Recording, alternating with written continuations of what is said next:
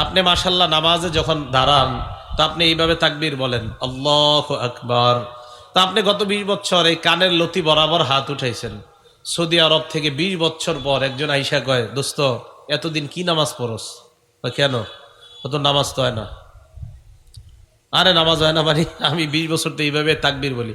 না, তাকবীর তো এই জায়গায় বলতে হবে। অথচ দেখেন এইখানে যদি কেউ হাত উঠায়, এইখানে কেউ হাত উঠায়, এখানে হাত উঠায়, এমনকি এখানেও যদি হাত উঠায় সর্বোচ্চ মাকরু হবে, নামাজ হবে না, এটা কেউ বলতে পারবে না। যদি কেউ বলে আল্লাহু আকবার, আল্লাহু আকবার যদি কেউ বলে সর্বোচ্চ মাকরু বলতে পারবে, কিন্তু নামাজ হবে না এটা কেউ বলতে পারবে না। এখন আপনার দেখেন ওই বেচারা এতদিন নামাজ পড়ে এইভাবে, তো আইসা বলে তুই তো এইভাবে কেন, তুই এইভাবে হাত উঠাবি। এই বেচারা তো পেরেশানিতে পড়ে গেছে। আরে ঘটনা কি? তো উনি কি করছে, যিনি বলছে আইসা এইভাবে হাত উঠানো, তাকে নিয়ে গেছে আপনার টিকেরপুর মাদ্রাসায়। নিয়ে যাওয়ার পর বড় মুহাদ্দিস সাহেবের সাথে দেখা করায় দিস। তো দেখা করানোর পর মুহাদ্দিস সাহেবরা বলতেছে, হুজুর আমি তো গত 20 বছর এইভাবেই নামাজ পড়লাম, হঠাৎ সৌদি থেকে আইসা বলতেছে আমি নাকি এইভাবে এখন থেকে হাত উঠাইতে হবে, ঘটনা কি বুঝাই দেন তো। তো হুজুর এইবার বললেন, আপনারা যে উনি বলছে এখানে হাত উঠাইতে হবে, দলিল দিছে? কয় হ্যাঁ। কয় কোন কিতাবের? কয় মুসলিম শরীফের 390 নাম্বার হাদিস। তো আসলে ওই হাদিসের মধ্যে আসছে রসুল আকরাম সাল্লাল্লাহু আলাইহি সাল্লাম যখন তাকবীর বলতেন 2 হাত উঠাইতেন কাঁধ বরাবর। বলেন কি বরাবর? কাঁধ বরাবর। তো মুহাদ্দিস সাহেব বললেন, আচ্ছা আপনি 390 নাম্বার হাদিস অনুযায়ী ওনারে দাওয়াত দিতেছেন কাঁধ বরাবর হাত উঠাইতে, এই তো? কয় হ্যাঁ। তো উনি পাল্টা বললেন, আপনি 391 নাম্বার হাদিসটা পড়ছেন মুসলিম শরীফের, 90টা না বললেন, পরের হাদিসটা পড়ছেন? আমি তো পরের হাদিস পড়ি নাই। পরেরটা একটু দেখেন। তো পরের হাদিসের মধ্যে লেখা, আন মালিক ইবনুল হুয়াইরিস রাদিয়াল্লাহু তাআলা আনহু قال, নবীজির সাহাবা মালিক ইবনুল হুয়াইরিস রাদিয়াল্লাহু তাআলা আনহুর বর্ণনা, নবীজি যখন তাকবীর বলে নামাজ শুরু করতেন হাত উঠাইতেন। সাহাবা মালিক ইবনুল হুয়াইরিস বলেন, আল্লাহ নবী যখন হাত উঠাইতেন নবীজির হাতগুলার দিকে তাকায় দেখতাম হাত্তা ইউহাদি বিহিমা উজুনাই, আল্লাহ নবীর 2 হাত কান বরাবর উঠাইতেন। কি বরাবর? তাহলে 390 নাম্বার হাদিসে কাঁধ বরাবর, 391 নাম্বার হাদিসে কি বরাবর? কান বরাবর। তা আপনি ওই হাদিসটা কেন দেখলেন না? 391 নাম্বার হাদিসের শেষের দিকে কাতাদা রাদিয়াল্লাহু তাআলা আনহুর বর্ণনা, আল্লাহ নবী যখন নামাজ শুরু করতেন, নামাজ শুরু করার পর নবীর দিকে তাকায় দেখতাম আল্লাহ নবীর হাতগুলা হাত্তা ইউহাজি বিহিমা ফুরুআ উযুনাইহি, আল্লাহ নবীর 2 হাত কানের লতি বরাবর উঠাইতেন। কি বরাবর? তাহলে কাঁধ পাইলাম, কান পাইলাম, কানের লতি পাইলাম। বলেন তো মুসলিম শরীফের 390 নাম্বার হাদিসে আছে কাঁধ, 391 নাম্বার হাদিসে আছে কান, 391 নাম্বার হাদিসের শেষে আছে কানের লতি। কি আছে? কানের। এখন আপনি যে আইসা ওই বেচারার ভুল ধরলেন, তো বেচারা 391টা পালন করছে, আপনি বললেন না আমি 390টা। আমি যদি আপনার পাল্টা বলি উনি 391 নবীর হাদিস অনুযায়ী তো চলছে, তা আপনার সমস্যাটা ছিল কোথায়? কি বলেন? উনি তো সঠিক সুন্নাহের উপরে ছিল। 390 নাম্বার হাদিস মুসলিম শরীফের হাদিস তো কোনো জাল দুর্বল হাদিস মুসলিম শরীফে নাই। মুসলিম শরীফ বুখারী শরীফে কোনো জাল দুর্বল টুর্বল হাদিস নাই, সব সহিহ হাদিস। তো মুসলিম শরীফের 390 নাম্বার হাদিস সহিহ কিনা? আরে বলেন সহিহ কিনা? তো 391টা সহিহ কিনা? তো এই বেচারায় তো 391 নাম্বার সহিহ হাদিসের উপরে ছিল, আপনি কেন আইসা তাকে নতুন দাওয়াত দিলেন? হ্যাঁ, এখন আমার দিকে তাকান, এই যে দেখেন হাত উঠাইলাম আমি।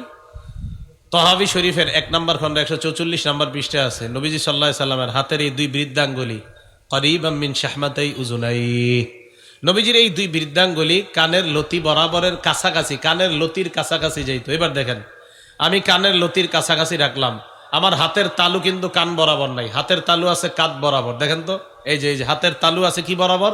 কাঁধ। আর বৃদ্ধাঙ্গুলি আছে লতি বরাবর, আর আঙ্গুলগুলো আছে কি বরাবর? কান বরাবর। বলেন আঙ্গুলগুলা কি বরাবর?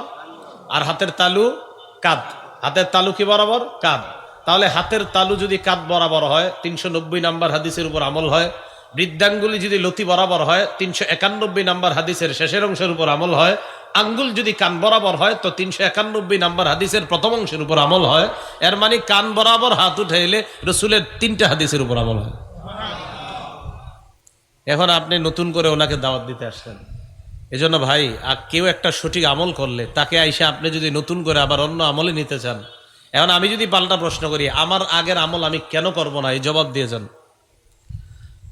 যদি আমার আগের আমল ঠিক থাকে তো আপনি আমাকে নতুন আমল কেন শিখাবেন? আর যদি আপনি বলেন আমি বাংলাদেশে থেকে একটা করছি, সৌদি গিয়ে আরেকটা শিখছি, আমার প্রশ্ন হবে আপনি বাংলাদেশে থেকে যদি সঠিকটা করে থাকেন ওখানে গিয়ে আরেকটা কেন ধরছেন সেটা বলেন।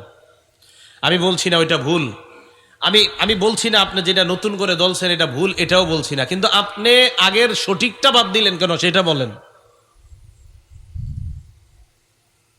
তো এই জন্য রসুল আকরাম সাল্লাল্লাহু আলাইহি সাল্লাম বলেন এলেম উঠে যাবে, আলেমদেরকে উঠিয়ে নেওয়ার মাধ্যমে তখন সমাজে মুফতির সংখ্যা এত বেড়ে যাবে, ঘরে ঘরে শার্ট প্যান্টওয়ালা সব মুফতি হয়ে যাবে। সবাই আপনার বলবে যে আপনার কি, হ্যাঁ বুখারীতে আছে এটা, মুসলিম শরীফে আছে এটা, তো কি বুখারী শরীফে হাদিসটা একটু বইরা শোনান না, বলবে এত নাম্বার হাদিস, তো হাদিসটা বইরা শোনান, হাদিস আর বলবে না, তখন আপনার বাংলা কয়েকটা কথা বলে দিবে। তো বলে দেওয়ার পর এখন দেখেন আপনি এই 2-4টা হাদিস যাই না, আপনি কেন নিজেকে মনে করতেছেন যে আমি সব জানতা? এটা তো ঠিক না। আল্লাহ আমাদেরকে বুঝার তৌফিক দান করেন। তো বলছিলাম রসুল আকরাম সাল্লাল্লাহু আলাইহি সাল্লামের হাদিস অনুযায়ী আমলের কথা বলছিলাম। তো এই আমল একজনের সঠিক আমল করলে তারে নতুন দাওয়াত দেন কেন? ও আরেকটা হাত রাখা নিয়ে আপনারা ইয়াতে আছেন, এইভাবে রাখবেন না এইভাবে রাখবেন না এইভাবে রাখবেন। তিরমিজি শরীফের 252 নম্বর হাদিসে আসছে কানা রাসূলুল্লাহ সাল্লাল্লাহু আলাইহি ওয়াসাল্লাম ইয়াউম্মুনা, আল্লাহর নবী আমাদের ইমামতি করতেন। ফায়াখুযু শিমালাহু বিয়ামিনিহি, আল্লাহর নবী তার বাম হাত মুবারক ডান হাত দ্বারা ধরতেন। কি আসছে? বাম হাত ডান হাত দিয়ে ধরতেন, বাম হাত ডান হাত দিয়ে ধরতেন। এখানে না এখানে, এখানে কোথাও আসে নাই, বাম হাতকে ধরতেন ডান হাত দিয়ে, এতটুকু মনে রাখবেন। সহিহ বুখারীর 740 নম্বর হাদিসে আসছে কানান নাসু ইউমারুনা আইয়াদুর রাজুলুল ইয়ুমনা আইয়াদুর রাজুলুল ইয়াদাল ইয়ুমনা আলা জিরাইহিল ইউসরা, সাহাবাদেরকে আদেশ করা হতো সাহাবারা যেন তাদের ডান হাত বাম হাতের বাহুর উপর রাখে। তিরমিজির বর্ণনায় পাইলাম ডান হাত দিয়ে বাম হাত ধরা, বুখারীর বর্ণনায় পাইলাম ডান হাত বাম হাতের বাহুর উপর রাখা। তাহলে দেখেন তিরমিজির বর্ণনায় বাম হাত ধরা, বুখারীর বর্ণনায় বাহুর উপর হাত রাখা, বাহু, তাহলে বাহু পাওয়া গেলাম। এখন আসেন আবু দাউদ শরীফের 727 নম্বর হাদিসে কি আসছে দেখেন। এই হাদিসের মধ্যে আসছে রসুল সাল্লাল্লাহু আলাইহি সাল্লাম যখন হাত বাঁধতেন, রসুল ওয়াদা ইয়াদাহুল ইয়ুমনা আলা যহরি কাফফিহিল ইউসরা, আল্লাহ নবী তার ডান হাত দিয়ে বাম হাত এমন ভাবে ধরতেন, ডান হাত দিয়ে বাম হাত এমন ভাবে ধরতেন, ডান হাতের এই তালুটা বাম হাতের পিঠের উপর থাকতো। বাম হাতের এই যে বাম হাতের পিঠটা ডান হাতের তালু, মানে ডান হাতের তালুটা বাম হাতের পিঠের উপর। এবার দেখেন ওয়ার রুসগি ওয়াস সাইদি, ওয়ার রুসগি ওয়াস সাইদি মানে এই যে আপনার কবজিটাও নবীজি ধরতেন এবং বাহুও ধরতেন। তাহলে আবু দাউদ শরীফের হাদিসে আসছে কি আপনি দেখেন, বাম হাতের পাতা, বাম হাতের পাতার পিঠ, বাম হাতের কবজি, বাম হাতের বাহু। তিরমিজিতে আসছে শুধু বাম হাত, বুখারীতে আসছে বাম হাতের বাহু, আর আবু দাউদ শরীফে আসছে বাম হাতের এই হাতের যে তালুর পিঠ আসছে, হাতের কবজি আসছে, বাহু আসছে। এবার আমার দিকে তাকান, এই যে হাত রাখলাম দেখেন তো বাম হাতের তালুর উপরে পিঠের উপরে হাত আছে কিনা? আছে। কবজি ধরছি কিনা? এই আঙ্গুলগুলা বাহুতে আছে কিনা? তাহলে আবু দাউদের 727 নম্বর হাদিস মানলে তিরমিজি এবং বুখারী এবং আবু দাউদ তিনও হাদিসের উপর আমল হয়ে যায়। এখন যে কথাটা বললাম না গত 2টা কথা, এটার নাম কি জানেন? এটারই কয় হানাফি মাযহাব।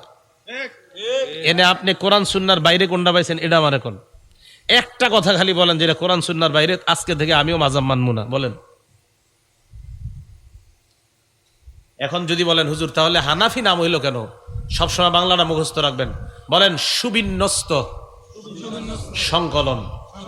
এবার বলেন কোরআন ও সুন্নাহর সুবিন্যস্ত সংকলন, এটাকে হানাফি মাযহাব বলা হয়। কোরআন সুন্নাহর সুবিন্যস্ত সংকলন কি? হানাফি মাযহাব। কোরআন সুন্নাহর সুবিন্যস্ত সংকলন শাফি মাযহাব। কোরআন সুন্নাহর সুবিন্যস্ত সংকলন মালিকি মাযহাব। কোরআন সুন্নাহর সুবিন্যস্ত সংকলন হাম্বলি মাযহাব। এই জন্য মনে রাখবেন মাযহাব মানে নতুন কোনো ধর্ম এরকম না। বুখারী শরীফ যেমন একটা হাদিসের সংকলন, মুসলিম শরীফ যেমন হাদিসের সংকলন, হানাফি মাযহাব কোরআন সুন্নাহর সুবিন্যস্ত সংকলন। শাফি মাযহাব কোরআন সুন্নাহর সুবিন্যস্ত সংকলন। আবার বুঝবেন, বুখারী শরীফে ইমাম বুখারী হাদিস আবিষ্কার করে নাই, সংকলন করছে। মুসলিম শরীফের মধ্যে হাদিস আবিষ্কার করে নাই, সংকলন করছে। তিরমিজি শরীফে ইমাম তিরমিজি হাদিস আবিষ্কার করে নাই, হাদিস সংকলন করছে। ইমাম আবু হানিফা নতুন করে হাদিস বানায় নাই। ইমাম আবু হানিফা 40 জন ফিকহি বোর্ডের সদস্য নিয়া কোরআন সুন্নাহর সুবিন্যস্ত একটা সংকলন করছে, এটার নাম হানাফি মাযহাব। এই জন্য আপনারা ভুল বুঝেন না, নতুন কোনো দাওয়াত পায়া আগেরটা ছাড়ার আগে বুঝে শুইনা ছাইরেন। বুঝেন নাই কথাটা? আল্লাহ বুঝার তৌফিক দান করেন। এখন আমি পার্সোনালি বলবো, আমারে যদি বলেন আপনি হানাফি ফিক কেন ফলো করেন, অনুসরণ করেন মাযহাব, আমি বলবো ইনশাল্লাহ আমি দলিলের আলোকে আমার দলিলকে আমি সর্বাগ্রে রাখতে পারবো ইনশাল্লাহ, তাই আমি হানাফি মানি, ফিক মানি, মাযহাব মানি। এখন আপনি যদি বলেন না আমি শুধু একটাই মানবো, তা আপনি একটা মানতে আপনারা না করছে কি? আপনি পারলে আপনি আমাকে আগে ভুল প্রমাণিত করবেন। তা আল্লাহ আমাদের সকলকে ঝগড়া থেকে বেঁচে থাকার তৌফিক দান করেন। আমানত 8 প্রকার। বলেন আমানত কয় প্রকার? 8 প্রকার। 1 নাম্বার আল আমানাতু ফিল ইবাদাহ, ইবাদতের ক্ষেত্রে আমানত। ইবাদতের ক্ষেত্রে আমানত মানে আল্লাহ রাসূল যেইভাবে ইবাদত করতে পদ্ধতি শিখিয়ে দিয়েছেন, আল্লাহ যেইভাবে ইবাদত করতে বলেছেন, এটার নাম হলো ইবাদতের ক্ষেত্রে আমানত। আর এইভাবে ইবাদত না করা, এটার নাম হলো ইবাদতের ক্ষেত্রে খেয়ানত। আমাদের নবী ইসলামী শরীয়তের মধ্যে 2টা ঈদ রাইখা গেছে, কিভাবে আমরা পালন করব এই পদ্ধতি আমাদেরকে শিখাইয়া দিয়েছেন। এখন যদি নতুন কোন ঈদ বানায় আর কেউ কয় এটাও একটা ইবাদত, বুঝতে হবে এটা নবীর পদ্ধতির ইবাদত না, এটা নিজেদের মন গড়া বানানো ইবাদত। এটার নাম হলো বেদাত। এটার নাম কি? তাহলে আল আমানাতু ফিল ইবাদা, ইবাদতের ক্ষেত্রে আমানত। রাসূল সাল্লাল্লাহু আলাইহি সাল্লাম ঈদ রেখে গেছে কয়টা? বলে না কয়টা? 2টা। এখন আপনি নতুন একটা বানায় বললেন সবচেয়ে সেরা ঈদ এটা। আরে নবীরটা সেরা হবে না বানানো? আমাদের বানানোটা সেরা হবে। আচ্ছা একটু বলেন না, মনে করেন আমরা বানাইছি, আমরা কয়েকজন বানাইছি একটা, আর নবীজি আমাদেরকে দিছে 2টা, আর আমরা এই স্টেজের হুজুরা মিলা বানাইছি একটা। আমাদেরটা সেরা হবে না নবীরটা সেরা হবে? তো সোজা কথা। তাই আপনি আবার নিজের বানানোটাকে কিভাবে সেরা বলেন? কি বুঝে আসছে? তাহলে নিজের বানানো এটাকে সেরা বলা যাবে না। মন দিয়ে শুনেন, আল আমানাতু ফিল ইবাদা, ইবাদতের ক্ষেত্রে আমানত। আল্লাহ যেইভাবে বলছে, নবী যেই পদ্ধতি শিখিয়ে দিয়েছেন, এই পদ্ধতিতে ইবাদত করার নাম হলো আমানত, এর উল্টা করার নাম হলো খেয়ানত। মুসলিম শরীফের 8 নম্বর হাদিসের বর্ণনা, জিবরিল আমিন আল্লাহ রাসূলের কাছে আসলেন, আসার পর প্রশ্ন করলেন, মাল ইহসানু ইয়া রাসূলুল্লাহ, ইহসান কাকে বলে আপনার কাছে জানতে চাই। আল্লাহ নবী জবাব দিলেন, আনতা আবুদাল্লাহ কাআন্নাকা তারাহ, এমন ভাবে তুমি আল্লাহর ইবাদত করবা যেন তুমি আল্লাহকে দেখতে পাও।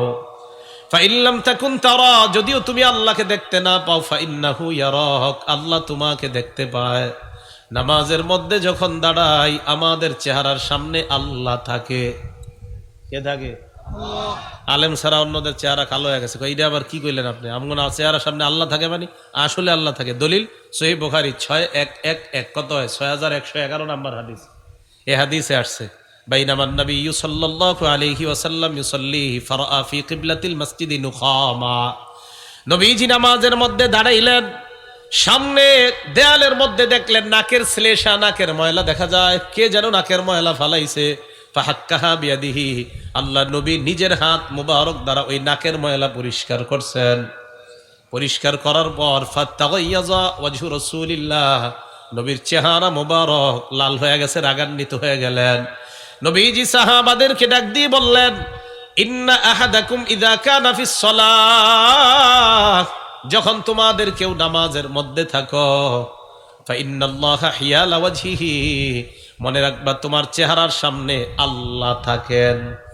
বলেন চেহারার সামনে কে থাকে? এটা বুখারী শরীফের বর্ণনা। আমার কষ্ট কোথায় জানেন? আমরা যারা মোবাইলে বুখারী পড়ি, কয়েকটা হাদিস পড়ি আর সবগুলা পড়ি না। এইটা পড়েন না কেন? এটা কেন পড়তে কই জানেন?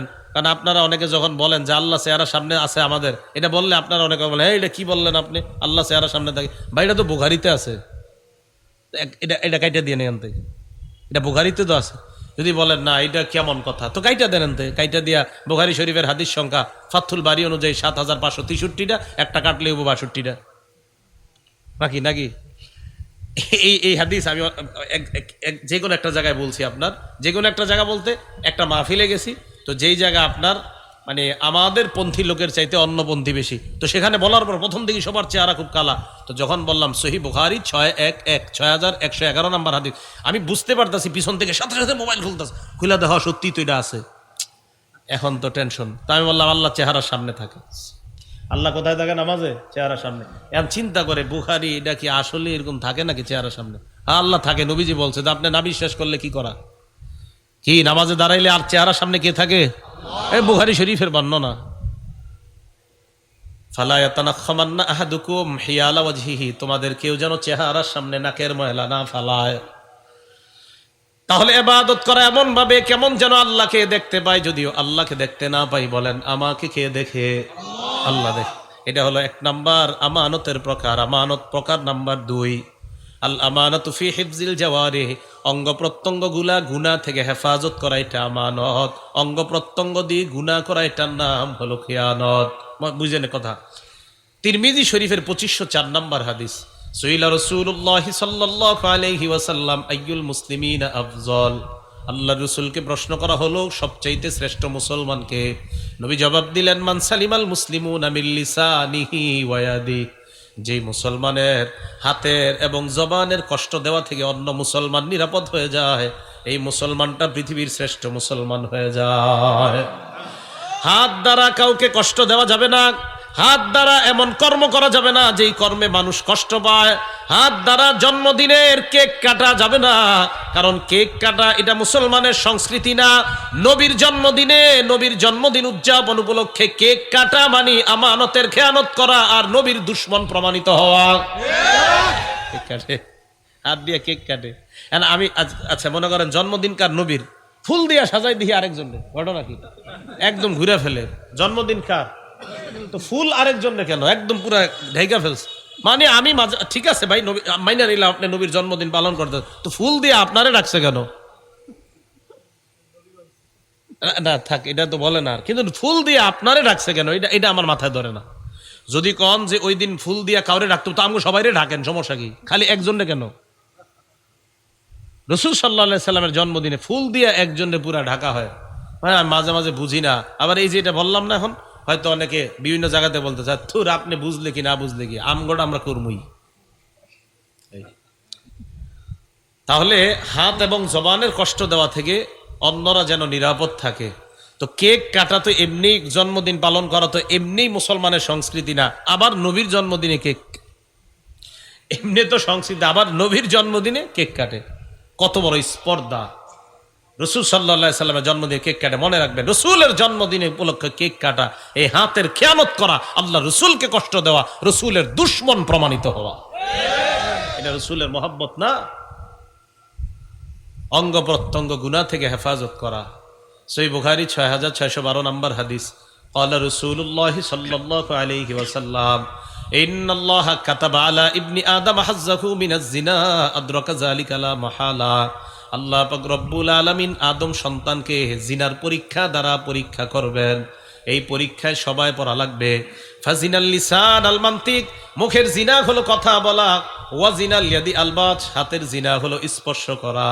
ওয়ান নাফসু তামান্না ওয়া তাশতাহি, অন্তর কল্পনা করা, এটা অন্তরের জিনা হয়ে যায়। সহিহ বুখারী 2465 নম্বর হাদিসের বর্ণনা। আল্লাহ নবী বলেন ইয়াকুমুল জুলুস আলা তুরুকাত, তোমরা রাস্তাঘাটে বৈঠক করা থেকে বাঁচবা। অযথা আজাইরা চিন্তা ভাবনা, আজাইরা গল্প গুজব থেকে তোমরা বাঁচবা।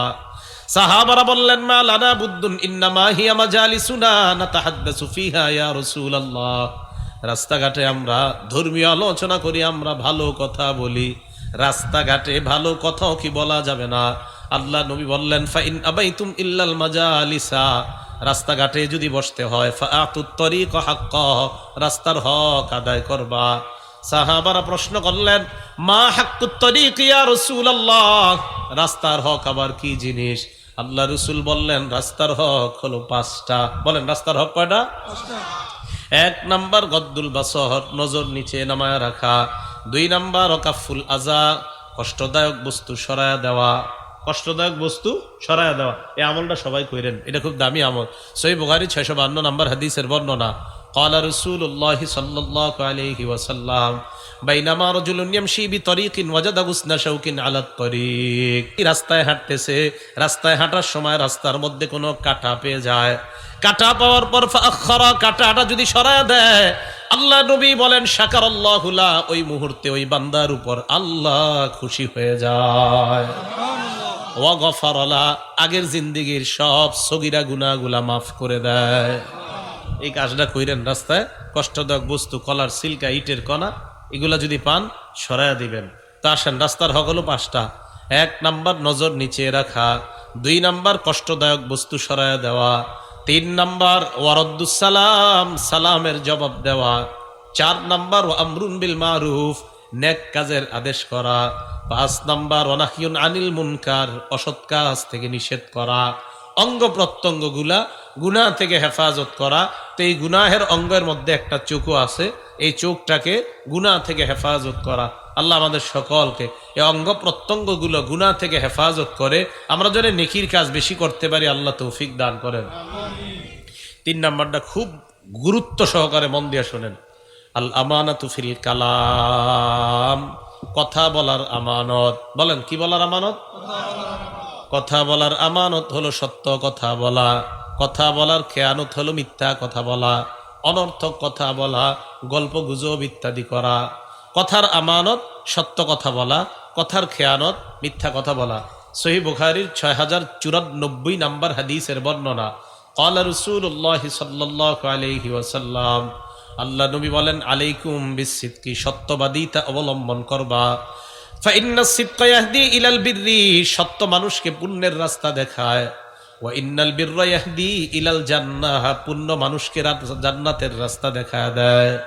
ইন্নার রাজুলা লা ইয়াসদুকু, কোন মানুষ যখন সত্য কথা বলে, সকাল বিকাল সর্বদা যদি সত্য কথা বলে, ওয়া ইয়াতাহাররাস সিদকা, সব সময় যদি সত্য কথা বলে, হাত্তা ইউকতাবা ইনদাল্লাহি সিদ্দিকা, এই লোকটার নাম আল্লাহর খাতায় আবু বকরের মতো সিদ্দিক লেখা হয়ে যায়। একটা মানুষ সত্য কথা যখন বলতে থাকে বারবার, আবু বকর তার নাম যেমন সিদ্দিক, আপনার নামও সিদ্দিক হবে। ওয়া ইয়াকুমুল কাযিব, মিথ্যা থেকে তোমরা বাঁচবা। ফাইন্নাল কাযিবা ইয়াহদি ইলাল ফুজুর, মিথ্যা মানুষকে পাপাচারের রাস্তা দেখায়। ওয়া ইন্নাল ফুজুরা ইয়াহদি ইলান নার, পাপাচার মানুষকে জাহান্নামের রাস্তা দেখায়।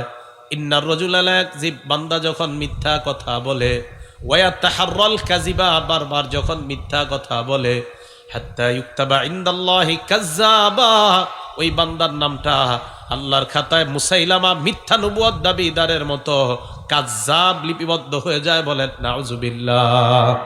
সত্য কথা বলা, সিদ্দিক হওয়া, কাযযাব থেকে বেঁচে থাকার চেষ্টা করা। আল্লাহ সকলকে সিদ্দিক হওয়ার তৌফিক দান করেন। তাহলে এই জবান দিয়া কোনো উল্টাপাল্টা কথা না বলা।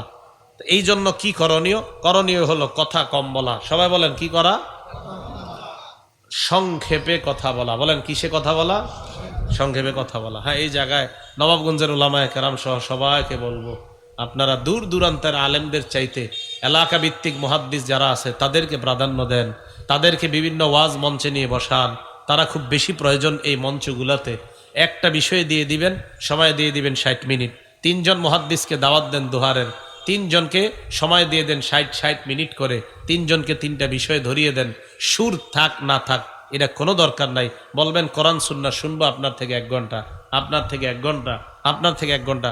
কোরআন সুন্নাহ শোনেন, ইনশাল্লাহ সমাজ বিপ্লব হতেই হবে ইনশাল্লাহ। এই জন্য ফিকির করা, এই এলাকার উলামায়ে কেরাম যারা, আপনারাও খুব বেশি ফিকির করা। খায়ের, আবু দাউদ শরীফের 5008 নম্বর হাদিসের বর্ণনা, ক্বালা রাসূলুল্লাহ সাল্লাল্লাহু আলাইহি ওয়াসাল্লাম, আল্লাহ নবী বলেন, লাকাদ উমিরতু আন আতাজাওয়াজা ফিল কওল, আমাকে আদেশ করা হয়েছে আমি যেন কথা সংক্ষেপ করি। নবীজি বললেন, আমাকে বলা হয়েছে আমি যেন সংক্ষেপে কথা বলি। কেন? ফাইন্নাল জাওয়াজা হুয়া খায়র, সংক্ষেপে কথা বলার মধ্যেই কল্যাণ। সংক্ষেপে কথা বলার মধ্যেই কল্যাণ, বেশি কথা বলার মধ্যে অকল্যাণ। কথা বেশি বললে মিথ্যা কথা বের হয়, মানুষকে হাসানোর জন্য অত্যাধিক পরিমাণ মিথ্যা কথা বলতে হয়। মানুষকে হাসাইতে যদি বলেন কোনো আলোচককে, মানে আমারই বললেন, হুজুর আপনি আমগরে কিন্তু আজকে 20 মিনিট হাসাইতে হইব, তো এই বেচারা কি করব? 20 মিনিট এমন মিছা কথা বানাইব বানায় বানায় আপনাদেরকে শোনাইবো। শোনাইলে ফেরেশতারা এই মজলিসকে বেষ্টন করে আসে না? আরে আসে না? ওই কোন এই জায়গায় যদি বৈশাখে মিথ্যা কথা বলে ফেরেশতা 1 মাইল দূরে চলে যায়। কয় মাইল? আরে কয় মাইল? আর দলিল আছে তো। বাংলাদেশ স্বাধীন হয়েছে কয় সালে? 1971। আর তিরমিজি শরীফের হাদিস নাম্বার 1972। স্বাধীন হয়েছে 1900, যাতে এটা মনে রাখতে পারেন। আর তিরমিজি শরীফের হাদিস নাম্বার 1972। ক্বালা রাসূলুল্লাহ সাল্লাল্লাহু আলাইহি ওয়াসাল্লাম, আল্লাহ নবী বলেন, ইজা কাযাবাল আবদু, কোন বান্দা যখন মিথ্যা কথা বলে, তাবাআদা আনহুল মালাকু মিলান মিন নাতনি মা জাআ বিহি, কোন বান্দা যখন মিথ্যা কথা বলে তার মিথ্যার দুর্গন্ধে ফেরেশতা তার থেকে 1 মাইল দূরে চলে যায়।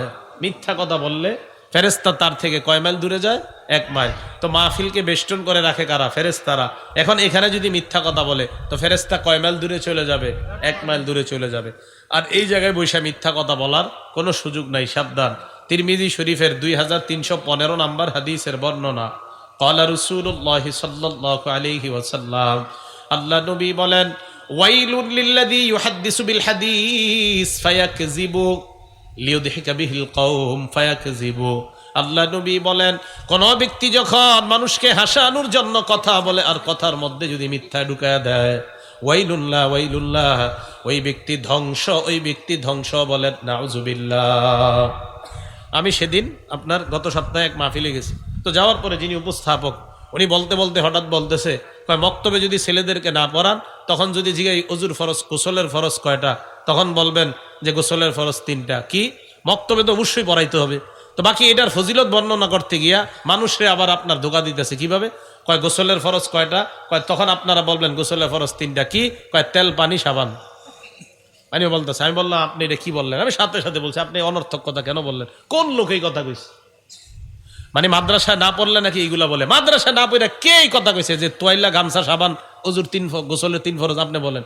তখন আমি তার থেকে শুনলাম এক আলোচক নাকি এটা মঞ্চে বৈশা বলছে। এই 3 কথা এক আলোচক মানুষকে খালি হাসায় নাকি এটা বলছে। আমি নাউজুবিল্লাহ, কি বলেন? এটা তো অনর্থক কথা। অনর্থক কথা বলা তো জায়েজ নাই, নিষেধ। অনর্থক কথা বলা হারাম, জায়েজ নাই। দলিল সহিহ বুখারী 6473 নম্বর হাদিস, মুগীরা ইবনে শুবার বর্ণনা। কানা রাসূলুল্লাহ সাল্লাল্লাহু আলাইহি ওয়াসাল্লাম ইয়ানহা আন কিলা ওয়া ক্বাল, আল্লাহর রাসূল অনর্থক বাদানুবাদ ঝগড়া করতে নিষেধ করেছেন। আজাইরা পেচাল পারতে আল্লাহ নবী নিষেধ করেছেন। ওয়া কাসরাতিস সুআল, অতিরিক্ত প্রশ্ন করতে আল্লাহ নবী নিষেধ করেছেন। ওয়া ইদাআতিল মাল, সম্পদ নষ্ট করতে আল্লাহ নবী নিষেধ করেছেন। ওয়া মানইন ওয়াহাত, ভিক্ষা করতে আর কৃপণতা করতে আল্লাহ রাসূল নিষেধ করেছেন। ওয়া ওয়াদিল বানাত, জীবন্ত কন্যাকে মাটির নিচে পুঁতে ফেলতে আল্লাহ রাসূল নিষেধ করেছেন। তাহলে অনর্থক কথা বলা এটা আল্লাহ রাসূলের নিষেধ। এই কথা বলা যাবে না। এটা কোন লোক বলছে এই কথা যে তোয়াইল্লা, গামছা, সাবান এটা গোসলের 3 ফরজ? আন্দাজ এটা কোনো কে মানুষ বলে না। মাদ্রাসায় না পড়লেও এই কথা বলতে হবে কেন? এটা অনর্থক কথা। এটা মাইককে অপবিত্র করা, পবিত্র মঞ্চকে অপবিত্র করা। হ্যাঁ, অপবিত্র করা, সত্যি বলছি, অপবিত্র করা। এগুলো হবে না। এই রক্ত যতদিন আছে, কোরআন সুন্নাহ, আমি এই দেশে কি করব আল্লাহ জানে। বাকি মুখ যতদিন চলবে কোরআন সুন্নাহ প্রতিষ্ঠিত করতেই হবে দেশে। আজে বাজে কথা বলে মঞ্চকে অপবিত্র করা, এই দিন শেষ, এটা ভুলে যেতে হবে। অসম্ভব। আমার রক্তে এখন কোরআন সুন্নাহ, এছাড়া আমি কিছু বুঝি না, জানি না আমি কোন দিকে যাচ্ছি। পবিত্র মঞ্চে বসে কি কয় না কয়, মানুষকে মিথ্যা কথা বলে হাসায়। তিরমিজি শরীফে রাসূল বলছেন, ওয়াইলুল্লাহ ওয়াইলুল্লাহ, সে ধ্বংস, সে ধ্বংস। এখানে বসে মিথ্যা কথা বলার কোনো সুযোগ নাই। রাসূল আকরাম সাল্লাল্লাহু আলাইহি সাল্লাম তো বলে মুখের আমানত, সত্য কথা বলা, মুখের খেয়ানত, মিথ্যা কথা বলা। এখন আমি যে পদ্ধতিতে বয়ান করি, আমারে অনেকে খালি পরামর্শ দিতেছে, আমারে খালি দেয়, উপদেশ দেয়, পরামর্শ দেয় যে এটা এইভাবে না সেভাবে। আমি বলে দিয়েছি আমি এভাবেই চলবো। আপনি মানে আমি জানি কেন পরামর্শ দেওয়া শুরু করছে। আপনি পরামর্শ এটা দিতে পারেন না, আরো 10 জনের এরকম তৈরি করেন, এরে বলেন কোরআন সুন্নাহ বলতে। আমারে দরকার নাই, আমারে বলানোর দরকার নাই। 100 জন তৈরি করে। এটা না বলে বলতেছি, এটা না বলে মাঝে মাঝে একটু ওইগুলা বলা যায় না, বলে যে কোনো একটা বিষয় বলে। আমি বললাম আল্লাহ রসুলের কথা বলার চেয়ে আপনি উমকের কথা বলাটা কেন প্রাধান্য দিচ্ছেন আমার কাছে? রসুল আকরাম সাল্লাল্লাহু আলাইহি সাল্লাম বলেন যে হাসির ছলেও কেউ যদি অনর্থক কথা, মিথ্যা বলে 70 বছর জাহান্নামের গভীরে এসে যেতে পারে। তিরমিজি শরীফে 1314 নম্বর হাদিসের বর্ণনা।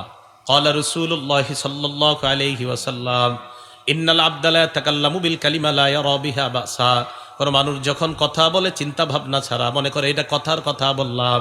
অনেক মানুষ দেখবেন এমন কথা বলে, বলার পর বলে এটা আমি কথার কথা বললাম। আল্লাহ নবী কয় তোমার জানাও নাই, ইয়াহউই বিহা ফিন্নারি ৭০ খরিফা, এই কথার কারণে তোমার ৭০ বছর জাহান্নাম হয়ে গেছে, তোমার জানাও নাই। সহিহ বুখারীর বর্ণনা ৬৪৭৪ নম্বর হাদিসের বর্ণনা, সাহল ইবনে সাদ রাদিয়াল্লাহু তাআলা আনহু বলেন ক্বালা রাসূলুল্লাহি সাল্লাল্লাহু আলাইহি ওয়াসাল্লাম ইন্নাল আবদা লা ইয়াতাকাল্লামু বিল কালিমাতি মা ইয়াতাবায়্যানু ফিহা।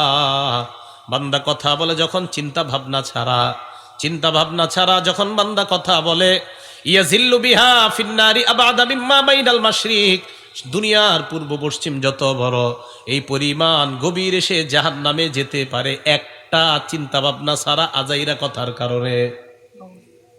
আর মনে রাখবেন, কোরআন সুন্নাহ বলা এটাই দেওবন্দের প্রকৃত চেতনা। এই কথা মাথায় রাখবেন, কোরআন সুন্নাহ বলা এটা দেওবন্দের প্রকৃত চেতনা। হ্যাঁ, এটা আমি পুরো প্রমাণ করতে পারবো। দেওবন্দে আলেমদের মূল চেতনা হলো কোরআন সুন্নাহর এত ব্যাপক প্রচার ঘটাও, বেদাত যেন অটোমেটিক এখান থেকে পালায়া যায়। এটা দেওবন্দের চেতনা, সত্যি এটা দেওবন্দের চেতনা। এই চেতনা এখন অন্যরা নিয়ে নিতে চায় না, এটা আমগো না, এটা দেওবন্দের মূল চেতনা। দেওবন্দের হিস্টোরি পড়েন। রাসূল আকরাম সাল্লাল্লাহু আলাইহি সাল্লাম বলেন, হাসির ছলে মিথ্যা কথা বলা যাবে না। আল্লাহ রাসূল সাল্লাল্লাহু আলাইহি সাল্লাম সহিহ বুখারীর ৬৪৭৭ নম্বর হাদিসের মধ্যে বলেন, মানুষ মাঝে মাঝে এমন কথা বলে যেই কথায় আল্লাহ কষ্ট পাওয়া যায়, আল্লাহ রাগান্বিত হয়ে যায়। আজাইরা কথা বলে যাতে আল্লাহ রাগান্বিত হয়। ক্বালা রাসূলুল্লাহি সাল্লাল্লাহু আলাইহি ওয়াসাল্লাম ইন্নাল আবদা লা ইয়াতাকাল্লামু বিল কালিমাতি মিন সাখাতিল্লাহ, মাঝে মাঝে মানুষ কথা বলে এমন কথা যেই কথায় আল্লাহ রাগান্বিত হয়ে যায়। লা ইউলকি লাহা বালা, চেতনাও নাই, চিন্তাও নাই, তুমি এমন কথা বললা যেই কথায় আল্লাহ রাগান্বিত হয়ে গিয়েছেন, এমন কথা বলার কোনো সুযোগ নাই। তাহলে এই মুখ দিয়ে মিথ্যা কথা বলা যাবে না, যা বলা সত্য কথা বলা। তিরমিজি শরীফের 1973 নম্বর হাদিসের বর্ণনা, আম্মা জান আয়েশা সিদ্দিকা রাদিয়াল্লাহু তাআলা আনহা বলেন, মা কানা খুলুকুন আবগাযা ইলা রাসূলিল্লাহি সাল্লাল্লাহু আলাইহি ওয়াসাল্লাম মিনাল কাযিব। আল্লাহ রসুলের কাছে সবচাইতে অপছন্দনীয় জিনিস ছিল মিথ্যা কথা বলা। এই মিথ্যার চাইতে অপছন্দনীয় আর কিছুই ছিল না। কোন ব্যক্তি যখন নবীর কাছে মিথ্যা কথা বলতো, বলার পর মা ইয়াজালু ফি নাফসিহি, আল্লাহ নবী এই কথা বলতেই পারতেন না, আমার সাথে লোকটা মিথ্যা কথা কেন বলল? খায়, মসজিদে যায়, নামাজ পড়ে, রসুলের পেরেশানি কাটে না, কি হয়েছে আপনার, এমন কেন?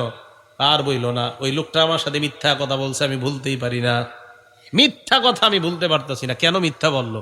হাত্তা ইয়ালামা আন্নাহু কদ আহদাসা মিনহা তাওবা।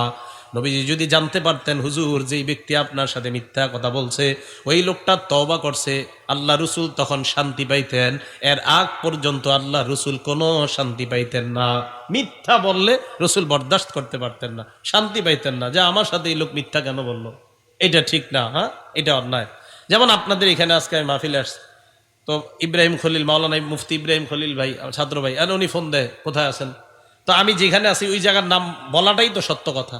এখন আমি আসি মনে করেন আপনার ইয়াতে ওই বাবুবাজার ব্রিজ, তো উনি আমারে বলতেছে কই আছেন, আমি যদি বলি টিকিরপুর, এটা কি সত্য কথা না মিথ্যা কথা? হ্যাঁ এটা মিথ্যা কথা, এই তো অন্যায় কথা, সত্যি এটা আসলেই মিথ্যা কথা। হ্যাঁ এই মিথ্যা কথা হচ্ছে অহরহর। শুধু কি তাই, 3টা মাহফিল ধরার জন্য আসর মাগরিবও বাদ হয়ে যাচ্ছে। হ্যাঁ হায়রান। সহিহ বুখারী 3267 নম্বর হাদিস, ইউজাউ বির-রাজুলি ইয়াউমাল কিয়ামা, বক্তাকে কিয়ামতের ময়দানে ডেকে নেওয়া হবে, নেওয়ার পর ফায়ুলকা ফিন্নার, বক্তাকে জাহান্নামে নিক্ষেপ করা হবে। বক্তাকে মানে আমি যদি এই জাতীয় লোক হই, আমাকে নেওয়ার পর জাহান্নামে নিক্ষেপ করা হবে। নিক্ষেপ করার পর ফাতানদালিকু আখদাবুহু ফিন্নার, আগুনের মধ্যে জ্বলে পুড়ে তার নারী বুড়িগুলা বের হয়ে যাবে। সহিহ বুখারী 3267 নম্বর হাদিস। এটা কোনো গল্প নয়। আগুন থেকে জ্বালানোর পরে তার নারী বুড়িগুলা বের হবে। বের হওয়ার পর ওই ব্যক্তির দেখার জন্য অন্য জাহান্নামীরা আসবে। আচ্ছা অন্যরা কষ্টে আছে না, এই বেটারে দেখতে আসবে অন্য জাহান্নামীরা, কিও ভাই আপনার এই অবস্থা কা? আসার পর বলবে আলাম তাকুন তা'মুরুনা বিল মারুফ, আমনে নাম করে কত ওয়াজ করতেন, আজকে আপনি এখানে কেন? ওয়া তানহানা আনিল মুনকার, আপনি না আমাদেরকে অসৎ কাজ থেকে নিষেধ করতেন। বক্তা সাহেব জবাব দিবে কুনতু আমুরুকুম বিল মারুফ ওয়ালা আতিহি, আমি তোমাদেরকে নেক কাজের আদেশ করতাম, আমি নিজে করতাম না। ওয়া কুনতু আনহাকুম আনিল মুনকার, আমি তোমাদেরকে অপছন্দনীয় কাজ থেকে নিষেধ করতাম, অন্যায় কাজ থেকে নিষেধ করতাম। ও আতিহি, আমি নিজেই কাজগুলা করতাম। এই জন্য ভয়ঙ্কর অবস্থা। যারা কথা বলে চিন্তা ভাবনা করে বলা দরকার। মুস্তাদে আহমদের বর্ণনা, আল্লাহ নবী বলেন, মাররতু লাইলাতান উসরিয়া বিহি বিআকওয়াম, মেরাজের রাতে একদল মানুষের পাশ দিয়ে আমি অতিক্রম করলাম। এদের দিকে আমি তাকাইলাম, তাকিয়ে দেখলাম তুকরাজু শাফাহুহুম বিমাকারিযা মিন নার, তাদের এই জিহ্বার ঠোঁটগুলা আগুনের কেচি দ্বারা কাটা হচ্ছে। আমি প্রশ্ন করলাম, মান হাউলা ইয়া জিবরিল, জিবরাইলেরা কারা? জিবরিল আমিন জবাব দেয়, হাউলাই খুতাবা উম্মতি, কারা হলো আপনার উম্মতের বক্তারা। খুতাবা অর্থ কি? বক্তা। সোজা কথা, একদম সোজা অনুবাদ। হাউলাই খুতাবা উম্মতি, কারা হলো আপনার উম্মতের বক্তারা। আল্লাযীনা ইয়াকুলুনা মা লা ইয়াফআলুন, যারা এমন কথা বলতো নিজেরাই পালন করতো না। ওয়া ইয়াকরাউনা কিতাবাল্লাহ, আল্লাহর কোরআন পড়তো। ওয়া লা ইয়ামালুনা বিহি, নিজেরা আমল করতো না, নিজেরা আমল করতো না। তাই জবান চালাইতে বড় সাবধান। এই জবান বড় সতর্কতার সাথে চালানো দরকার। আমরা সমাজের মধ্যে কিছু মিথ্যা কথা, এমন মিথ্যা কথা বলি, হাসির ছলেও কিছু মিথ্যা কথা আমরা বইলা ফেলি। আব্বু এদিকে আসো, তোমারে মজা দিমু। আসার পরে মজা দেন না, মিথ্যা কথা। মুরগিরে জবাই করার জন্য এইভাবে ডাক দেন আপনারা। আসার পর মুরগিরে জবাই করে ফেলছেন, বেচারা তো আদার খাওয়ার নিয়তে আসছে, আপনি ধোকাবাজি করছেন, মিথ্যা কথা। আর ঠিক তো আসলেই ঠিক, হাদিসের দলিল দিলে তো ঠিক হবে নাকি? আবু দাউদ শরীফের 4991 নম্বর হাদিস, আব্দুল্লাহ ইবনে আমির রাদিয়াল্লাহু তাআলা আনহুর বর্ণনা, দাআতনি উম্মি ওয়া রাসূলুল্লাহ সাল্লাল্লাহু আলাইহি ওয়াসাল্লাম ফি বাইতিনা, আমার আম্মা আমারে ডাক দিছে। ওই মুহূর্তে আল্লাহ রাসূল আমাদের বাসায় ছিলেন, নবীজি আমাদের বাসায় ছিলেন। আমার আম্মা আমাকে ডাক দিলেন।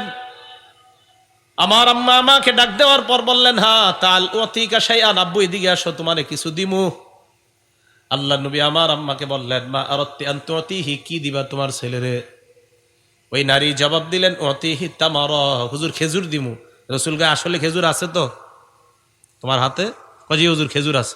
নবীজি বললেন, লাউ আমা আন্নাকি লাউ লাম তুতিহি শাইআ, তোমার ছেলেকে ডাকার পর যদি তুমি খেজুর না দিতা, কুতিবাত ইনদাল্লাহি মিনকা কাযিবা, আল্লাহ তোমার নামে একটা মিথ্যা কথা আল্লাহর কাছে লেখা হয়ে যেত। বলেন নাউজুবিল্লাহ। ভাই, এই অপরাধটা আমাদের অনেকের নামে ডেলি লেখা হয়, এটা কইরেন না। মারা সন্তানদেরকে এরকম বলে, আসো আব্বা, আসো আসো, চিপস দিব, চিপস। আসার পরে আর চিপস দেন না, এটা মিথ্যা কথা। এই মিথ্যা কথা বলা যাবে না। আরেকটা মিথ্যা আমরা মাঝে মাঝে বইলা ফেলি। মনে করেন আপনাদের এলাকায় আসছি এক পীর সাহেবের সাথে, তো আল্লাহওয়ালা পীর সাহেব, ওনার সাথে আমরা 5 জন আসছি মেহমান। তো এই জায়গার মেজবান ফোন দিছে, আপনারা কয়জন? আমরা বললাম 5 জন। 8 ঘন্টা সফর করে আসছে। আসার পর মনে করেন আমাদেরকে খাবার দিছে, দেওয়ার পর এখন যিনি পীর সাহেব, ওনার সাথে আমরা 2 জন, 5 জনের মধ্যে 2 জন লজ্জায় চিন্তা করতে কেমনে খাই হুজুরের সামনে, আবার খিদাও কিন্তু কঠিন। কারণ হুজুর কয় খাও, তখন আমরা বললাম হুজুর খিদা নাই। মিথ্যা কথা। কি কথা? মিথ্যা কথা মানে এটাও হাদিস, এই জাতীয় ঘটনাই হাদিসে আছে। কি বলেন আপনি? এই ঘটনা হাদিসে ঘটে গেছে। ইবনে মাজাহ হাদিস নাম্বার 3298, 3298 নাম্বার হাদিস। আসমা বিনতে ইয়াজিদ রাদিয়াল্লাহু তাআলা আনহার বর্ণনা, আল্লাহ রাসূলের সাথে এক বাসায় গেলাম।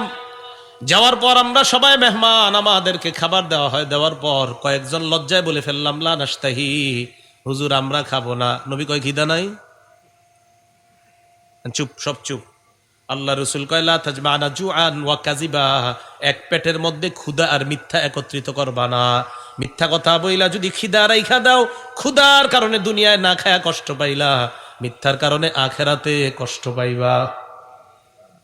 এই অপরাধ হয় কিনা আমাদের? তা আপনি এত বিশ্বাস হয়ে গেছেন গা, আল্লাহর ওলি কইতাছে খাইতে না, আপনি খাবেন না, আপনি আরো বড় ওলি। 8 ঘন্টা সফর করে যিনি পীর সাহেব, উনি ক্ষুধার্ত হয়েছে, আর মুরিদে ক্ষুধার্ত হয়নি। তো এই জন্য ক্ষুধা রাইখা যেই কথা বলা, ক্ষুধা নাই, এটা মিথ্যা কথা। এই কথা বুঝে আসছে সবার? তাহলে এইগুলা কথাগুলো আমরা আমাদের সমাজে হয়ে যায়। ইসলাম বুঝার চেষ্টা করেন। ইসলাম কোনো খেলার জিনিস না, এটা বুঝার জিনিস, আমলের জিনিস, পালনের জিনিস। আল্লাহ আমল করার তৌফিক দান করেন। তাহলে জবানকে মিথ্যা কথা বলা থেকে আমরা বিরত রাখবো, হেফাজত রাখবো তো ইনশাআল্লাহ। আল্লাহ তৌফিক দান করেন। রসুল আকরাম সাল্লাল্লাহু আলাইহি সাল্লামের একটা হাদিস, তিরমিজি শরীফের 2616 নম্বর হাদিস। মুআজ ইবনে জাবাল রাদিয়াল্লাহু তাআলা আনহুর বর্ণনা। হযরতে মুআজ বলেন, কুনতু মা'আন নবী সাল্লাল্লাহু আলাইহি ওয়াসাল্লাম ফি সাফারিন, এক সফরে আল্লাহ রসুলের সাথে আমি ছিলাম। ফাসবাহতু ইয়াওমান করিবাম মিনহু ওয়া নাহনু নাসির, চলতে চলতে আল্লাহ রসুলের কাছাকাছি পৌঁছে গেলাম। আল্লাহ রসুলকে বললাম, আখবিরনি বিআমালিন ইয়া রাসূলুল্লাহ ইউদখিলুনিল জান্নাতা ওয়া ইউবাইদুনি মিনান নার। হুজুর, আমারে এমন একটা আমল বলেন যে আমল আমাকে জান্নাতে নেয়, জাহান্নাম থেকে দূরে রাখে। নবীজি বললেন, মুআজ ইন্নাকা সাআলতানি আন আযীম, তুমি কঠিন একটা প্রশ্ন করছো, তুমি খুব কঠিন একটা প্রশ্ন করছো আমারে। ওয়া ইন্নাহু লাসিরুন আলা মান ইয়াসসারাহুল্লাহু আলাই, তবে এই প্রশ্নটা ওই ব্যক্তির জন্য সহজ যার জন্য আল্লাহ সহজ করে দেয়।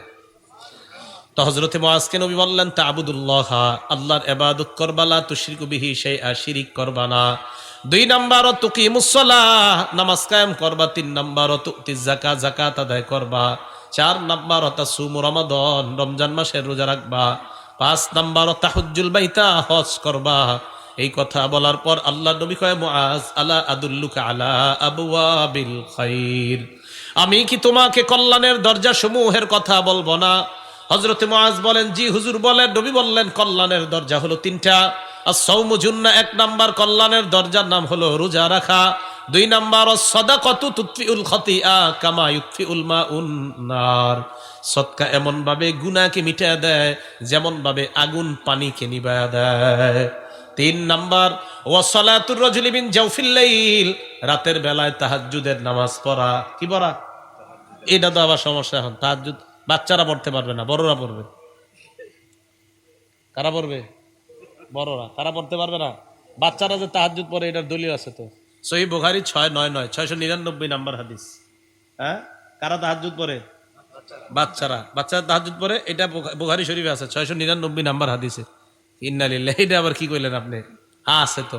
আব্দুল্লাহ ইবনে আব্বাসের বর্ণনা, তিনি বলেন, রাসূল আকরাম সাল্লাল্লাহু আলাইহি সাল্লামের বিবি মাইমুনা রাদিয়াল্লাহু তাআলা আনহা, উনি ছিলেন আব্দুল্লাহ ইবনে আব্বাস রাদিয়াল্লাহু তাআলা আনহুমার খালা। তিনি বলেন, বিত্তু ইনদা খালাতি মাইমুনা রাদিয়াল্লাহু তাআলা আনহা, আমি আমার খালার বাসায় রাত্রেবেলা অবস্থান করলাম। রাতের বেলা অবস্থান করার পর হাত্তা ইযান তাসাফাল লাইল, রাত যখন অর্ধেক হয়ে যায়, আল্লাহ রসুল ঘুম থেকে জাগ্রত হলেন, আমিও জাগ্রত হইলাম। জাগ্রত হওয়ার পর রসুলের দিকে তাকাইলাম, তাকায় দেখলাম আল্লাহ রসুল কামা ইলা শান্নিন মুআল্লাকা, এটা হলো সহিহ বুখারীর 699 নাম্বার হাদিসে। আবার আসতেছি, এই জায়গায় রাখেন, আরেকটা হাদিস থেকে ঘুরে এখানে আসি। সহিহ বুখারীর 183 নাম্বার হাদিসে লম্বা করে আছে, আর 699-তে আছে সংক্ষেপে। 699-তে আছে সহিহ বুখারীর সংক্ষেপে বর্ণনাটা, আর 183-তে আছে বিস্তারিত।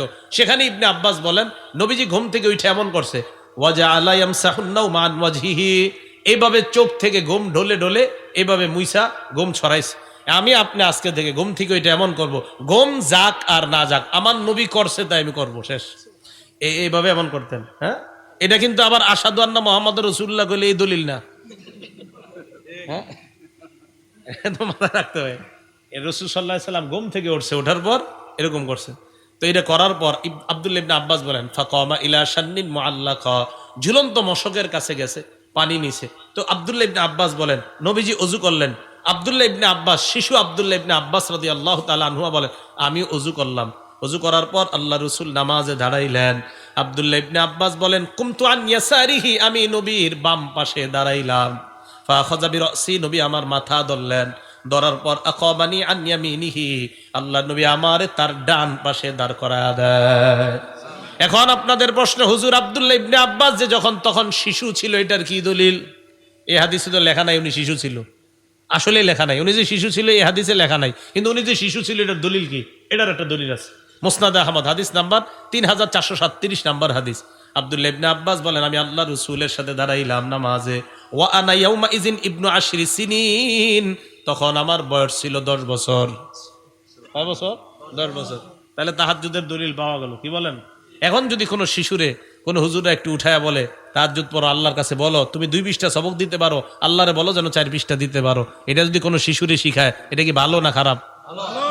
বলেন, ভালো না খারাপ? এখন রাতের বেলা শিশুরে উঠে আল্লাহর কাছে কেন, এমন প্রশ্ন আপনার হুজুর, দোয়া কি অন্য সময় করা যায় না, রাতেই করতে হবে কেন? কত প্রশ্ন মানুষের। এটার দলিল আবার বুখারী শরীফে আছে, ওই সময় কেন বেশি করবেন? আল্লাহ পাক রব্বুল আলামিন সহিহ বুখারী 1145 এবং আরো অন্যান্য হাদিসের মধ্যে আসছে, ইয়ানজিলু রাব্বুনা তাবারাকা ওয়া তাআলা ইলাস সামাঈদ দুনিয়া। আল্লাহ পাক রব্বুল আলামিন প্রত্যেক রাতে প্রথম আসমানে আসে। সুবহানাল্লাহ। প্রথম আসমানে কখন আসে? কয় হিনা ইয়াবকা সুলুসুল লাইলিল আখির, রাতের শেষ তৃতীয় অংশে আল্লাহ পাক রব্বুল আলামিন প্রথম আসমানে আসে। এই জন্য তো বাচ্চাগুলাকে ওই সময় জাগ্রত করে দেওয়া হয়। আল্লাহ পাক কেন আসে প্রথম আসমানে? আয়েশা কয় মাইয়াদউনি, এই কে আছো আমারে ডাকো, ফাস্তাজিব লা, আমার ওয়াদা আমি তোমার ডাকে সাড়া দিব, ডাকো। ওয়া মাইয়াসআলুনি ফাউতিয়া, কে আছো আমার কাছে চাও আমি তোমাকে দান করব।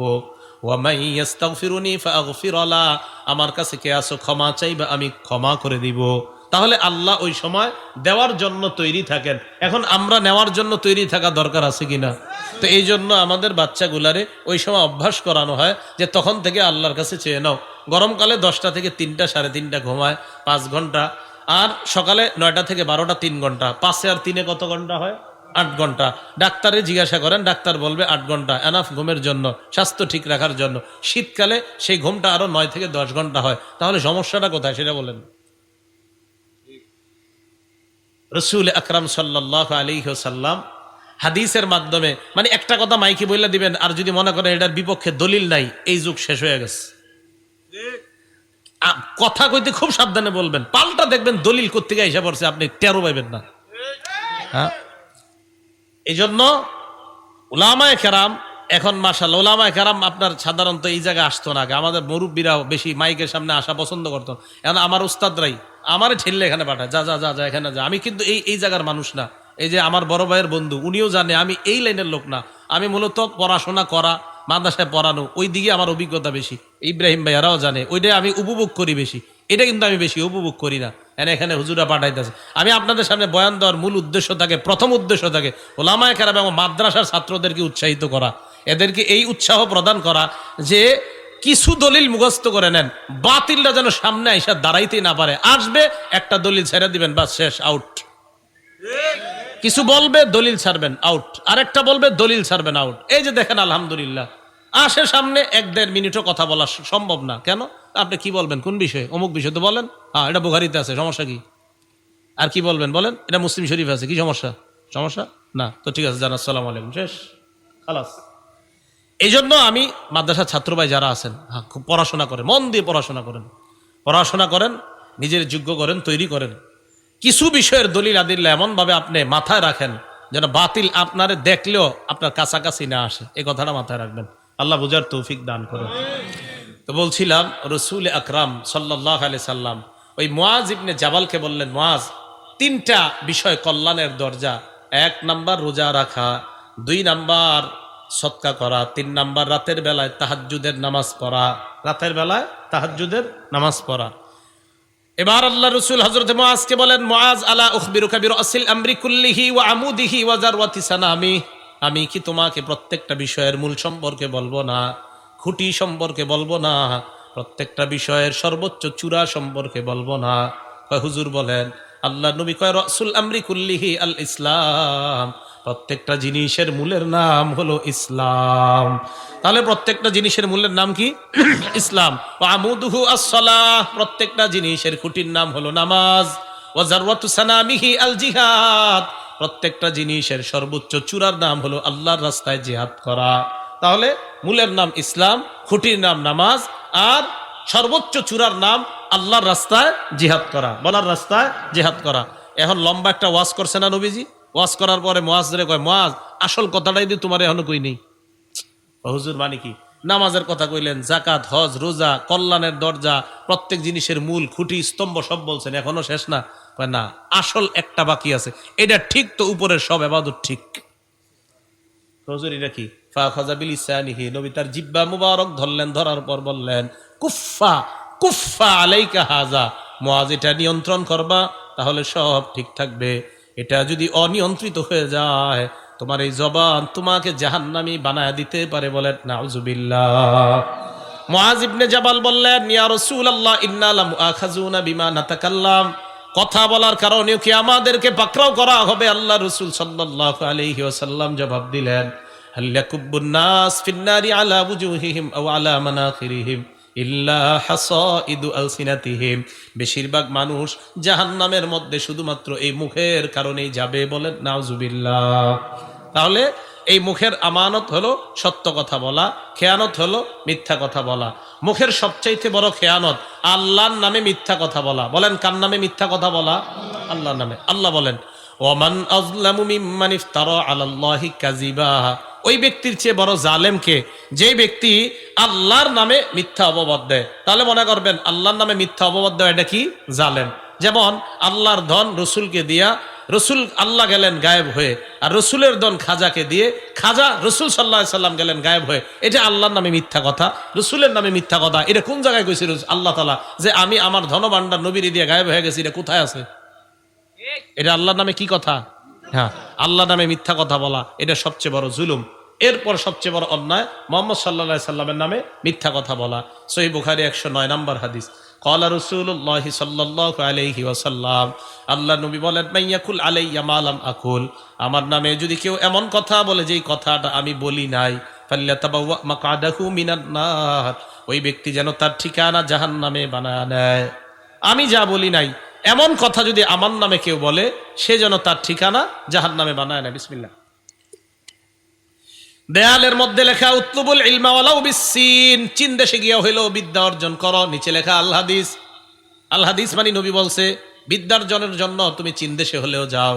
নাউজুবিল্লাহ কোন এটা কোন জায়গায় কইছে নবীজি? এটা নবীজির কথা না, এটা রাসূল সাল্লাল্লাহু আলাইহি সাল্লামের মিথ্যা কথা। এটা নবীজির উপরে মিথ্যা কথা, এইটা তো নবীজি বলে নাই। মানে আমিলা বিমা আলিমা ওয়াররাসাহুল্লাহু ইলমা মা লাম ইয়ালাম। যে ব্যক্তি জানা একটা বিষয়ের উপর আমল করে, আল্লাহ তাকে অজানা বিষয়ের জ্ঞান দান করে দেয়। মাশাআল্লাহ, সুবহানাল্লাহ তো কইছেন অনেকজনে। এটাও একটা জাল হাদিস। হ্যাঁ, এটা রাসূলের বাণী নয়। আমি ওভার কনফিডেন্স নিয়ে বলছি, এটা রাসূল সাল্লাল্লাহু আলাইহি সাল্লামের বাণী নয়। এটা রাসূলের নামে মিথ্যা কথা। কথা তো বড় চমৎকার। এটা রাসূলের বাণী নয়, অন্য কারো বাণী। এটার নিচে আল হাদিস লেখা যাবে না। এটা রাসূল সাল্লাল্লাহু আলাইহি সাল্লামের বাণী না। আরো আছে অনেকগুলো আছে যেগুলা অহরহর বলা হচ্ছে না, এগুলা রাসূল সাল্লাল্লাহু আলাইহি সাল্লামের বাণী না। আল জান্নাতু তাহতা আকদামিল আজওয়াজ। স্বামীর পায়ের নিচে স্ত্রীর বেহেশত কইছে এই কথা লেখা আন্দাজি? হ্যাঁ, স্বামীর পায়ের নিচে স্ত্রীর বেহেশত, এটা কে কইছে? নবীজির হাদিস। এটা রাসূলের হাদিস না, এটা রাসূলের নামে মিথ্যা কথা। সহিহ বুখারী 110 নম্বর হাদিস, মান কাযাবা আলাইয়া মুতাআম্মিদা। আমার নামে যদি কেউ ইচ্ছা করে মিথ্যা কথা বলে, সে যেন তার ঠিকানা জাহান্নামে বানায় নেয়। বলেন নাউজুবিল্লাহ। মুসলিম শরীফ খুললেই 1 নম্বর হাদিস, একদম খুললেই ক্বালা রাসূলুল্লাহি সাল্লাল্লাহু আলাইহি ওয়াসাল্লাম, নবীজি বলেন, লা তাকযিবু আলাইয়া, আমার নামে মিথ্যা কথা বলবা না। ফা ইন্নাহু মাইয়াকযিব আলাইয়া ইয়ালিজিন নার। আমার নামে যে মিথ্যা কথা বলে সে জাহান্নামে প্রবেশ করবে। বলেন নাউজুবিল্লাহ। আমার নামে মিথ্যা বলবা না। মুসলিম শরীফের 6 নম্বর হাদিস, ইয়াকুনু ফি আখিরিজ জামান উনাস। শেষ জামানায় একদল মানুষ আসবে, ইয়াতুনাকুম মিনাল আহাদিস মা লাম তাসমাউ আনতুম ওয়ালা আবাউকুম। এরা এমন এমন হাদিস বলবে যা তোমরাও শোনো নাই, তোমাদের বাপ দাদারাও শোনে নাই। এদের থেকে দূরে থাকবা। মাশাআল্লাহ, মাইকের সামনে বৈশা দিয়ে অনেকে বলে আল্লাহ নাকি এটা বলছে। কি? আল্লাহ বলছে যে বান্দা তুমি এটা করো, আল্লাহ বলছে এটা করো। আরে ভাই, আল্লাহ নামে মিথ্যা কথা, সত্যি মিথ্যা কথা। হ্যাঁ, জাল বর্ণনা। কোথায় বলছে জমিনদার আল্লাহ কথা, ফেরেশতার আল্লাহ কথা কোথায় বলছে? মসজিদে তাসবিহ পড়তেছে একদিন বসে আসরের পরে, সুবহানাল্লাহ সুবহানাল্লাহ। ছোট্ট একটা মজলিসে আলোচনা শুরু করছে একজন, ভাই কথা বললেন না, মসজিদে কথা বলা অন্যায়। মসজিদে 3 কাজ, সহিহ মুসলিমের বর্ণনা, জিকির করা, নামাজ পড়া, কোরআন তেলাওয়াত করা। এই 3 কাজ ছাড়া মসজিদে কোনো কাজ নাই। এখন আপনারা আবার অনেকে মনে মনে করবে, হুজুর তাহলে ইমাম সাহেব যে জুমার দিন খুতবা দেয় এটা কি? এটাও জিকির? এটা কি? এটা জিকির? মান পাবলিকের প্রশ্ন, আজীব প্রশ্ন, কুইরে লাইতো এটা না কইয়া দিলে। তো যাই হোক, এই হুজুর যে বয়ান দেয় এটা জিকিরের অন্তর্ভুক্ত। আচ্ছা যাই হোক, এখন কথা হলো, আল মুস্তাদরাক লিল হাকিমের মধ্যে আসছে সহিহ বর্ণনা, মসজিদের মধ্যে ইয়াতাহাল্লাকুনা, মানুষ গোল মিটিং বানাবে, গোল মিটিং করবে, এটা হারাম, মসজিদে এটা হারাম। তো আমি তাসবিহ পড়তেছি, হঠাৎ ছোট্ট একটা মজলিসের মধ্যে বলতেছে, ভাই কথা বললেন না, কথা বললে ফেরেশতা ওই ব্যক্তিরে বলে, ইয়া ওয়ালিয়াল্লাহ উসকুত, হে আল্লাহর ওলি তুমি চুপ করো। চুপ না করলে কয়, ইয়া আব্দুল্লাহ উসকুত, হে আল্লাহর বান্দা তুমি চুপ করো। চুপ না করলে কয়, ইয়া আদু আল্লাহ উসকুত, হে আল্লাহর দুশমন তুই চুপ কর। আল্লাহ রসুল কিন্তু বলছে ফেরেশতা এই কথা বলে, নাউজুবিল্লাহ কোন সবাই। এটা রসুলের বাণী নয়, এটা রসুল বলে নাই, রসুল সাল্লাল্লাহু আলাইহি সাল্লামের নামে তাহলে এই মিথ্যা কথাও বলা যাবে না। মাদ্রাসার ছাত্র ভাই যারা আছেন, মেশকাত দাওরা কঠিন গুরুত্ব সহকারে পড়াশোনা করবেন, মেশকাত এবং দাওরাটা। আর দাওরায় যে কিতাবগুলো আছে গুরুত্ব সহকারে পড়াশোনা করবেন ইনশাআল্লাহ। বাতিল কোনটা আর হক কোনটা এটার মধ্যে আপনাকেই যাচাই করতে হবে, আপনাকেই নির্ণয় করতে হবে। সূরা আম্বিয়ার মধ্যে আল্লাহ পাক রব্বুল আলামিন বলেন, বাল নাকযিফু বিল হাক্কি আলাল বাতিল ফায়াদমাগহু ফাইদা হুয়া যাহিক। হককে আমি যখন বাতিলের উপর নিক্ষেপ করি, বাতিল চূর্ণ বিচূর্ণ হয়ে যায়। আপনাদের হকের ঝান্ডা দুইটা হবে, কোরআন এবং সুন্নাহ। বাতিল আসবে, তার সাথে ঝগড়া করতে যাবেন না। এক বাতিল আসবে, ওই বাতিলের উপর কোরআনের এক আয়াত ছেড়ে দিবেন। আরেক বাতিল আসবে, ওটার উপর একটা হাদিস ছেড়ে দিবেন। বাতিল অটোমেটিক ধ্বংস হয়ে যাবে। কি কথা বুঝে আসছে সবার? আল্লাহ পাক রব্বুল আলামিন আমাদের সকলকে আমানতদারিতা রক্ষা করে আমরা যেন কবরে যেতে পারি আল্লাহ তৌফিক দান করেন।